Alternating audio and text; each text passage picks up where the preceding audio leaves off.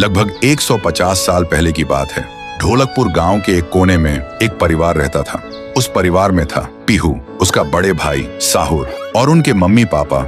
एक सुबह पीहू और साहुर घर के बाहर खेल रहे थे और अंदर उनकी मम्मी किचन में खाना बना रही थी। वो थोड़ी जल्दी में थी और तभी अचानक उनके कपड़ों में आग लग जाती है। वो चीख चीख के चिल्लाने लगती हैं। पीहू और साहुर मम्मी की चीख सुनकर भागकर अंदर आते हैं और जैसे ही मम्मी को जलते हुए देखते हैं वो चिल्लाते हैं, पापा जल्दी आओ पापा। पापा भागकर आते हैं, लेकिन मम्मी को बचाने के लिए जैसे ही हाथ बढ़ाते हैं उनके कपड़ों में भी आग पकड़ लेती है और कुछ ही सेकंड्स में दोनों जलकर राख हो गए।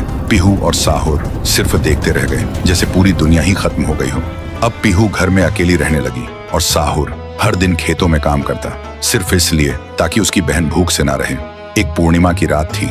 साहुर खेतों से काम करके घर लौट रहा था। तभी उसकी नजर जाती है एक घर की खिड़की पर। वो देखता है एक आदमी किसी का खून कर रहा था। ये देखते ही साहुर के पैर कांपने लगे और जैसे ही वो पीछे मुड़ता है एक और आदमी हाथ में खंजर लेकर खड़ा था। वो आदमी बिना कुछ कहे साहुर पर वार कर देता है। फिर गांव के लोगों को इकट्ठा करते हैं और वही आदमी चिल्लाता है, ये लड़का मेरे घर में घुसकर चोरी कर रहा था और जब मैंने रोका तो मुझे ही मारने की कोशिश की। अब आप लोग ही बताओ इसके साथ क्या किया जाए। गांव वाले गुस्से से भड़क उठते हैं और चिल्ला के कहते हैं, इसे उस पेड़ पे जिंदा उल्टा लटका दो। साहुर गिड़गिड़ाता है, मैं बेकसूर हूँ, मैंने कुछ नहीं किया। लेकिन गांव के किसी ने भी उसकी एक ना सुनी। उधर उसकी बहन रात भर उसका इंतजार करती रही और सुबह जब वो उसे ढूंढने निकली तो देखती है उसका भाई गांव के बीच वाले सूखे पेड़ से उल्टा लटका हुआ है। ये देखते ही पीहू टूट जाती है, जोर जोर से चीखने लगती है और उसकी चीख पूरे गांव में गूंज जाती है। फिर गांव वाले पीहू को भी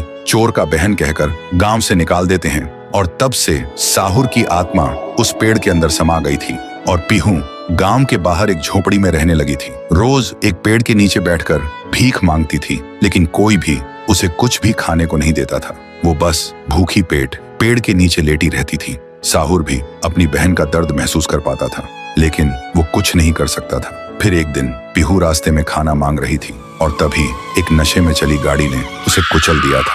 तब से पीहू एक भूखी आत्मा बन गई जो हर गांव में भटकती थी, सिर्फ एक ही बात कहकर, मुझे भूख लगी है। ये सब याद करते ही तुंग तुंग तुंग साहुर की आंखों से आंसू टपकने लगते हैं और तभी उसे एक आवाज सुनाई देती है। भैया, और बिना कुछ सोचे तुंग तुंग तुंग साहुरा उस सूखे पेड़ के अंदर से निकलता है और अंधेरे में सीधा उस आवाज की तरफ चल पड़ता है। तो दोस्तों, अगर आप चाहते हो कि अगले पार्ट में पीहू, गुड़िया और तुंग तुंग तुंग साहुर की पावर दिखाई जाए तो इस वीडियो को 2 लाख लाइक्स तक पहुंचाओ, तभी आएगा असली तांडव।